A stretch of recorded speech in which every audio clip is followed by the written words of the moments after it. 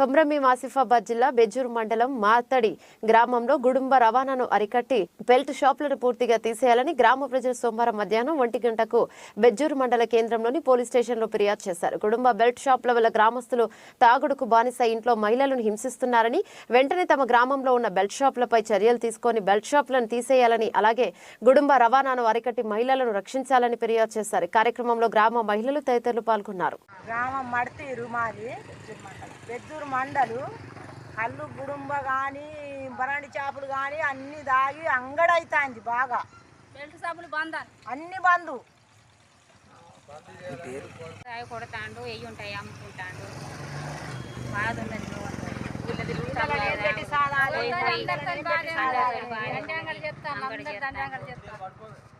లొచ్చి పెడతాడు. నా పిల్లలని ఎట్లా పిల్లలు నేను పోతేనే వాళ్ళకి గాసం లేకుంటే లేదు.